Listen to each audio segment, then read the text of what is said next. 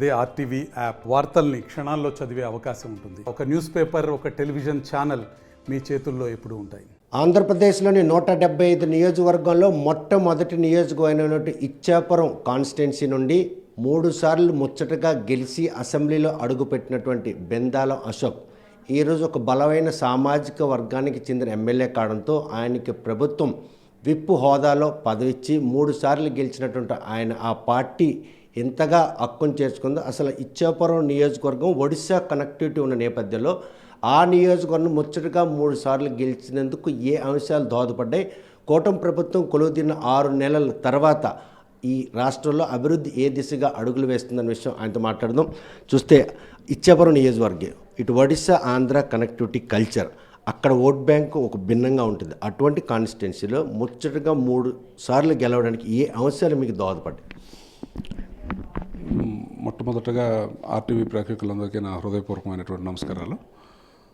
మీరు చూసినట్లయితే టిపికల్గా ఒక టోపోగ్రఫికల్గా కూడా ఒక భిన్నమైనటువంటి కల్చర్ ఉన్నటువంటి నియోజకవర్గం ఇచ్చాపురం నియోజకవర్గం. ఒక రకంగా ప్రజల జీవితాల్లో మార్పు వచ్చిందన్న, ప్రజల జీవితాల్లో వెలుగు వచ్చిందన్న, అటు మత్స్యకారు సోదరులు కానీ ఇటు సామంత సోదరులు కానీ ఇలా అనేక రకమైనటువంటి బాగా వెనకబడినటువంటి కులాలన్నింటిలో కూడా ఒక రకమైనటువంటి చైతన్యాన్ని నింపింది తెలుగుదేశం పార్టీ. ఆ రోజు అన్న నందమూరి తారక రామారావు గారు పెట్టినటువంటి పథకాల వల్ల అన్నం తినడం అనేది నేర్చుకున్నటువంటి పరిస్థితులు ఉన్నటువంటి నియోజకవర్గం. ఆ రోజు నుంచి ఈ రోజు వరకు కూడా తెలుగుదేశం పార్టీ పట్ల ఒక అమితమైనటువంటి కృతజ్ఞత ఉన్నటువంటి నియోజకవర్గం. సో అదే రకంగా అభివృద్ధి కూడా ఆ స్థాయిలోనే, ఎందుకంటే మీరు చూస్తే ఒక్కసారి మినహా అన్నిసార్లు కూడా తెలుగుదేశం పార్టీ గెలిచినటువంటి ఆ నియోజకవర్గంలో అభివృద్ధి కూడా అంతే స్థాయిలో తెలుగుదేశం పార్టీ చేయగలిగింది. కాబట్టి ప్రజలు ఎప్పుడు కూడా తెలుగుదేశం పార్టీని అక్కడ హక్కును చేర్చుకుంటారు. అదే ఈరోజు 3వసారి నా గెలుపు కూడా దోహదపడిందని మనం చెప్పుకోవచ్చు. బెందాలం కృష్ణారావు కొడుకుగా మీకు ఆ నియోజకవర్గం హక్కును చేర్చుకున్నారా, లేకపోతే తండ్రి ఇచ్చినటువంటి రాజకీయ అనుభవం అశోక్ని 3 సార్లు గెలిపించుకునేందుకు దోహదపడి? బెందాలం ప్రకాష్ గారు మా నాన్నగారు దాదాపు పార్టీ స్థాపించినప్పటి నుంచి ఎన్టీ రామారావు గారి అభిమానిగా రాజకీయాల్లోకి వచ్చి రాజకీయాల్లో అలాగే యువతలో ఆ రోజు ఉన్నటువంటి పరిస్థితుల్లో ఒక మంచి ముద్ర వేసుకున్నటువంటి వ్యక్తిగా అటు కళారంగాన్ని కూడా ఒక రకంగా అప్లిఫ్ట్ చేయటం కానీ, లేకపోతే ఈ యువజన సంఘాలను ఏర్పాటు చేయటం కానీ, అలాగే స్పోర్ట్స్ని ప్రమోట్ చేసే విషయంలో ఆ రోజు బెందాలం ప్రకాష్ గారికి ఒక భిన్నమైనటువంటి అనుభవం ఉంది. అక్కడ ఉన్నటువంటి వ్యక్తులతో ఒక రకమైనటువంటి అనుబంధం ఉంది. మరి అది ఈరోజు నా ఈ రాజకీయ జీవితానికి, నా ఈ ప్రస్థానానికి గట్టిగా ముడిపడి ఉన్నటువంటి పరిస్థితి. ఎందుకంటే వ్యక్తిగా కాకుండా ఒక కుటుంబ సభ్యుడిగా, ఒక రాజకీయ నాయకుడిగా కాకుండా ఒక కుటుంబ సభ్యుడిగా ఆయనకు ఉన్నటువంటి ప్రతి సన్నిహిత సంబంధం కూడా ఈరోజు నా ఈ ఏదైతే ఈ రాజకీయ ప్రస్థానం 3 సార్లు వరుసగా అవడానికి కూడా దోహదపడిందని చెప్పుకోవడంలో ఎటువంటి సందేహం అవసరం లేదు. దాన్ని మేము కూడా కంటిన్యూ చేస్తూ, ఆయన ప్రజల పట్ల చూపించినటువంటి అభిమానాన్ని కంటిన్యూ చేస్తూ మేము కూడా ముందుకు వెళ్ళటం వల్ల ఈరోజు ఈ ప్రస్థానం ఇలాగ సాగుతుంది. ఖచ్చితంగా ప్రజల ఆశీస్సులు ఎప్పుడు ఇలానే ఉంటాయని కోరుకుంటున్నాను. 175 స్థానాల్లో మొదటి స్థానంలో ఉన్న ఇచ్చాపురం ఇప్పటికూ కూడాను అభివృద్ధికి ఆమడ దూరానే ఉంది అనడంలో ఎటువంటి అతిశక్తి లేదు. ఒకసారి మీరు చూసుకున్నట్లయితే నేను ముందు చెప్పినట్టు గతంలో కన్నా భిన్నంగా ఈరోజు ఇచ్చాపురం నియోజకవర్గం ఉంది అని చెప్పుకోవడానికి మనం ఆలోచించాల్సినటువంటి పని లేదు. ఉదాహరణకి నా ముందు జరిగినటువంటి ప్రస్తావన కన్నా నేను 2014లో ఎన్నికైనటువంటి పరిస్థితి నుంచి 2019 వరకు చేసినటువంటి అభివృద్ధి, అక్కడ అనేక రకమైనటువంటి సమస్యలు, కిడ్నీ బాధిత ప్రాంతంగా దానికి కావాల్సినటువంటి కార్యక్రమాలు మేము చేయటం కానీ ఇలాంటివి ఎన్నో రకాలైనటువంటి చేసాం. గత 5 సంవత్సరాలు మీకు తెలుసు, దురదృష్టం పార్టీ అధికారంలో లేదు. ఉన్నటువంటి ఏ పార్టీ అధికారంలో ఉందో ఆ పార్టీ కనీసం అవగాహన కూడా లేక అభివృద్ధిని ఏమాత్రం కూడా ముందుకు తీసుకెళ్లేటువంటి పరిస్థితి. మీరు ఇప్పుడు చూసినట్లయితే మళ్ళీ కూటమి ప్రభుత్వం ఏర్పడిన తర్వాత ఈ 5 నెలల్లో 6 నెలల్లో మేము చేస్తున్నటువంటి కార్యక్రమాలు మీరు చూసినట్లయితే ఖచ్చితంగా అభివృద్ధి బాటలో ఇచ్చాపురం నియోజకవర్గాన్ని ముందుకి తెలుగుదేశం పార్టీ నడిపించింది, నడిపిస్తాం. ఇక ముందు కూడా నడిపించే బాధ్యత కూడా తెలుగుదేశం పార్టీ తీసుకుంటాం. కూటమి ప్రభుత్వంపై ఉన్నటువంటి నమ్మకం 164 మంది ఎమ్మెల్యేని ఇచ్చారు. ఏదైతే కేబినెట్ విస్తరణలో ఈ శ్రీకాకుళం ఒక బలమైన సామాజిక వర్గానికి ఆ స్థానం దక్కపోవడం మదనపడ్డారా? ఆ తర్వాత మీకు విప్పు పదవి వచ్చిందని సంతోషం వ్యక్తం, దాన్ని ముళ్ళు కిరీటంగా భావిస్తున్నారా, పూలు కిరీటంగా భావిస్తున్నారు? ఇప్పుడు 164 సీట్లు వచ్చాయని మీరే చెప్తున్నప్పుడు, 3 పార్టీల సమాహారం ఉన్నప్పుడు అంతమందిని మనం సాటిస్ఫై చేసుకుని, సమీకరణాలు జాగ్రత్తగా చూసుకొని, అటు క్యాస్ట్ ఈక్వేషన్స్ బ్యాలెన్స్ చేసుకొని అన్ని సామాజిక వర్గాలకి న్యాయం చేయాల్సి మీరే ప్రస్తావించారు. క్యాస్ట్ ప్రస్తావన మీరే. ఆ సామాజిక వర్గం అన్నది శ్రీకాకుళం జిల్లాలో 5 నియోజకవర్గాలు శాసించే ఒక ఉన్నతమైనటువంటి ఒక సామాజిక వర్గానికి క్యాబినెట్లో చోటు దక్కలేదు. ఆ సామాజిక వర్గం వ్యక్తిగా మీకు మదనపాటు.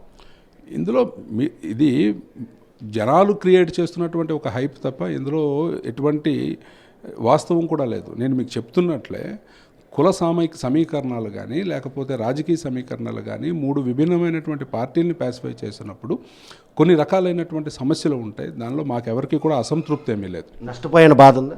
ఖచ్చితంగా లేదు. ఎందుకంటే నష్టపోయాము అని ఎందుకు అనుకుంటున్నారు? నష్టపోయాము అని ఎవరో కొంతమంది క్రియేట్ చేసినంత మాత్రం అది వాస్తవం కాదు.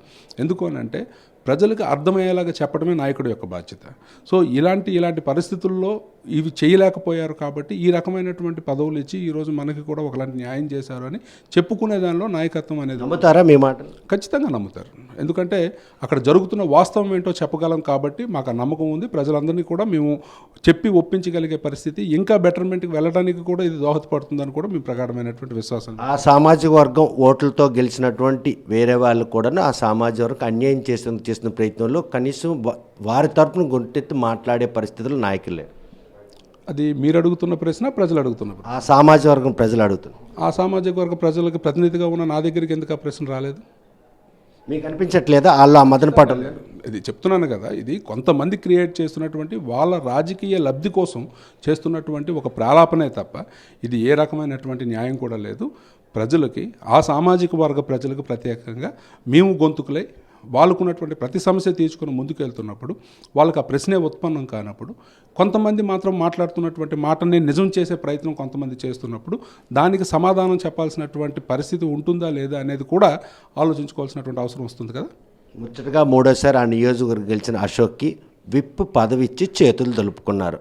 వాస్తవాన్ని అంటే విప్పు పదవి అంటే దాని తాలూకా విలువ తెలిసే దులుపుకున్నారు అన్నంత సింపుల్ మాటలు వాడుతామా మనం?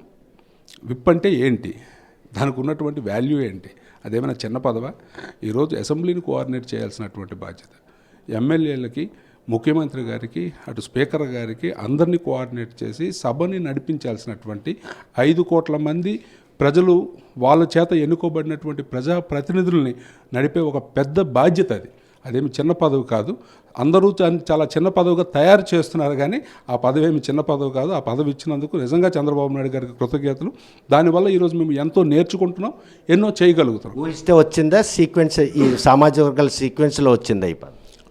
ఇందులో ఊహించడానికి ఏమీ లేదు. ఆ రోజు అక్కడ ఉన్నటువంటి పరిస్థితుల్లో ఈ సామాజిక వర్గానికి ఏదో ఒక రకమైనటువంటి కార్యక్రమం చేయాల్సి వచ్చినప్పుడు ఆ పదవి అనేది వచ్చింది అనేది నేను నమ్ముతాను. ఈ సముచిత స్థానంగా భావిస్తున్నారా? ఖచ్చితంగా. ఎందుకంటే నా దృష్టిలో ఏది పదవి అనేది చిన్నది కాదు. ఇచ్చినటువంటి పదవిని మనం ఎంత సక్రమంగా మనం దాన్ని నిర్వర్తించాము, దానివల్ల మనం ఎవరు మనల్ని పొందగలిగాము అనేది ప్రధానమైనటువంటి అంశం. కాబట్టి నాకు ఇచ్చినటువంటి ఈ పదవిని బాధ్యతాయుతంగా నేను ముందుకు తీసుకుని వెళ్తాను.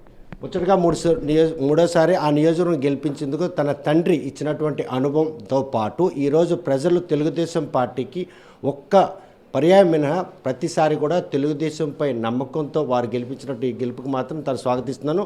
తనకిచ్చినట్టు విప్పి పదం మాత్రం ఈరోజు అసెంబ్లీని కోఆర్డినేట్ చేసేటటువంటి ఒక సముచిత స్థానం. ఈ విషయంలో మాత్రం సామాజిక వర్గం సంబంధించిన ఎవరు కూడాను మదన పడాల్సిన అవసరం లేదని కూడా అశోక్ స్పష్టం చేస్తున్నారు. వీడియో జర్నలిస్ట్ రామకృష్ణతో సత్యం, RTV శ్రీకాకుళం. మరిన్ని వీడియోస్ కోసం ఛానల్ ని సబ్స్క్రైబ్ చేయండి. లేటెస్ట్ అప్డేట్స్ కోసం వాట్సాప్ ఛానల్ ని ఫాలో చేయండి. అండ్ లింక్ డిస్క్రిప్షన్ లో ఉంది.